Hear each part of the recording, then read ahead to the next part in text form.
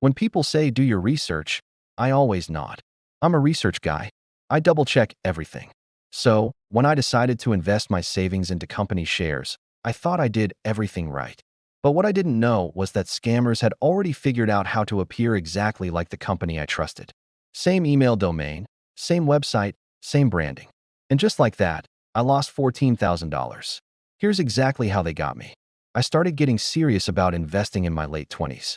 I'd saved up a decent amount working in marketing, and with the way the economy was going, I figured it was time to make my money work for me. Most of my friends were using trading apps or going into crypto, but I wanted something grounded, something real. So I researched long-standing, reputable companies with stable growth. That's how I found Stratwell Holdings. They're a real, mid-cap company with operations in logistics and infrastructure. Not sexy, but dependable. I read annual reports, listened to earnings calls. I followed their stock performance for over a year. I noticed on their site that they had an investor relations page. But instead of using a third-party trading platform, I wanted to reach out directly. Make it official, maybe even catch better dividend terms. That's where I made my first mistake. I typed Stratwell Holdings investor email into Google and got a result. Invest at stratwellholdings.com. It looked legitimate. Even had a little description snippet. Contact us for direct share registration and allocations. I sent an email expressing interest in buying shares directly. Less than an hour later, I got a reply from Daniel Morris, a polite man who introduced himself as a senior investment relations officer. He sent over a welcome kit, PDFs, an investment brochure, and a pre-filled registration form. The branding matched the actual Stratwell Holdings site. The email signature had a logo, office address, and UK registration number. We exchanged several emails. He explained that Stratwell allowed direct investor participation quarterly, and the next window was just 2 weeks away. He urged me to register quickly to avoid missing out. I asked if there was a fee for going through them directly. He said no, the opposite. He said I'd save on platform commissions and gain priority for dividend payout timing. It's how institutional investors do it, he said. I was sold. He scheduled a call. He had a calm British accent. Talked like someone who did this every day. Said he was based in their UK office and even mentioned time zone constraints when booking. We went over the details, how much I wanted to invest, where the funds would be held, what reporting I'd receive. Then he sent a formal-looking agreement form, signed and watermarked, with all the legal small print. After signing, he sent me a payment request. The wire instructions went to a Barclays bank account listed under Stratwell Holdings Limited. The account looked legitimate, and I even cross-checked the SWIFT code online. I wired $14,000, my entire savings and then some. It was money I had slowly built up over 5 years, skipping vacations, eating cheap, and taking on side work. The next day, I received a confirmation email.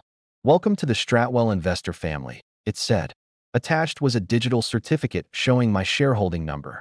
It looked real, better designed than most broker apps I've used. Then came silence. I waited a week. I emailed Daniel, no reply. Called the number we used before. Straight to voicemail. Something felt wrong.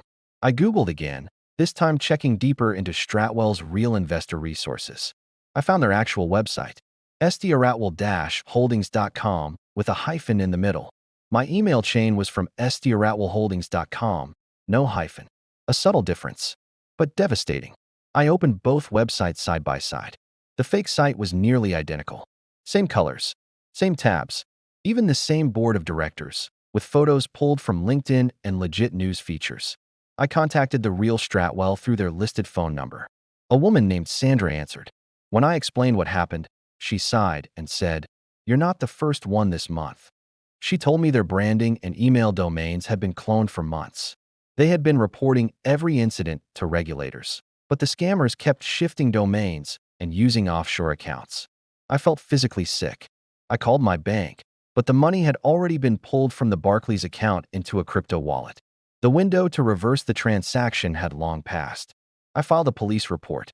The officer took down my information, but warned me. These scams are run by highly organized rings. They move fast, use fake IDs, and operate internationally.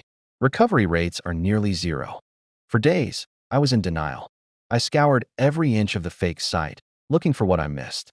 But the truth is, they didn't make a sloppy scam. They made an exact copy. They used a domain with a similar name. They cloned the entire website. They created working phone lines with UK numbers and had trained callers with professional voices. Even the bank account had real company details.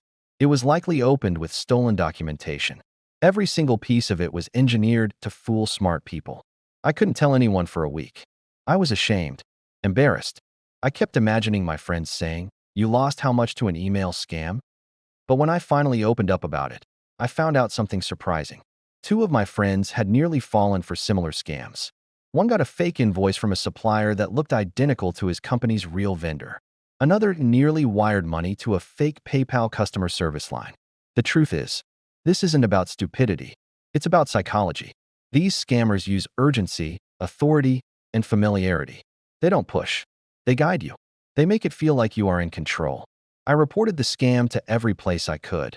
The bank, the FTC, Action Fraud UK, and even ICANN to report the domain. But the site was gone within a week. Just vanished. Like it never existed. A month later, I received another email. This time from a recovery specialist, claiming he could help me get my money back. For a 5% upfront fee. I laughed bitterly. It never ends. Today, I'm rebuilding. I've started over financially. I use multiple layers of verification for every transaction. I don't trust contact us emails from search results anymore. I go straight to official sources, manually typed. And the part that still haunts me? I was excited. I wasn't just losing money. I was losing a dream. I thought I had finally become an investor. I thought I was moving up in life. That loss was more than financial. It was emotional. But maybe this story can serve a purpose. If you're watching this and planning to invest, let this be your warning. Scammers now wear suits. They speak with poise. And they clone trust. Never trust investment instructions that come through random web links or emails. Always verify domains. Call official numbers. And if something feels too smooth, it might be a trap. If someone you know is thinking about investing directly with a company, send them this story. It might just save them from making the most expensive mistake of their life. I don't know if I'll ever get that money back. But if sharing this saves just one person from falling for the same scam, maybe it's worth it. Because scams like this don't just empty your account. They empty your confidence. And in a world where we're all trying to do the right thing with our money, that's a loss none of us can afford.